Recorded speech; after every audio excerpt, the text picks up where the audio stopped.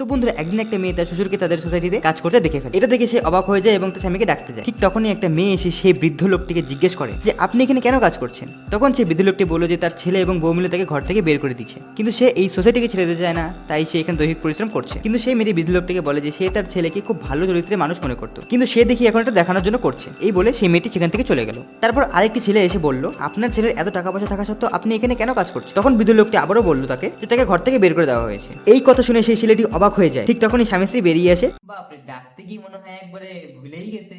আমি তো ভাবলাম মনে হয় ভিডিওটা একদম শেষই এন্ট্রি হবে এই দুজনের। তার বাবাকে জিজ্ঞেস করে যে সে এখানে কেন কাজ করছে। তখন পাশের ছেলেটি তাকে বলল আর ভালো মানুষ সাজা নাটক করতে হবে না। তখন সেই ছেলেটি তাকে বলল যে তার এবং তার বাবার মধ্যে ঝগড়া হয়েছে, তাই সে বাড়ি থেকে বেরিয়ে এই বৃদ্ধ বয়সী নিজে খেটে খেয়ে তার ছেলের এই সোসাইটিতে বদনাম রটাতে চায়। বাবা, বাতে বানানা কই তুমসে শিখে। এইবার হচ্ছে আমার মনে হয় এরা দুইজনে মিলে ঘর থেকে কথা বানায় তারপরে বাইরে আসছে। তখন সেই ছেলেটি বলল যদি এই কথা সত্যি হয় না যে তুমি তোমার বাবাকে বাড়ি থেকে বের করে দিছো, তাহলে পুরো সোসাইটিতে আমি সবাইকে বলে দিব। এই বলে সেই ছেলেটি সেখান থেকে চলে যায়। আরে শেষেরটুকু দেখার জন্য মনে হয় তোমরা একবার দেখি পাগলই হয়ে গেছো। আরে দাঁড়াও দাঁড়াও, অস্থির কেন হচ্ছে, দাঁড়াও।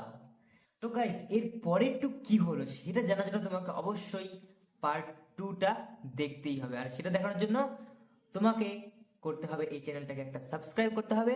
আর এই ফার্স্ট পার্টটা যদি তোমাদের ভালো লেগে থাকে তো একটা লাইক করতে হবে। তো দেখা হচ্ছে তোমাদের সাথে পার্ট 2তে। টাটা।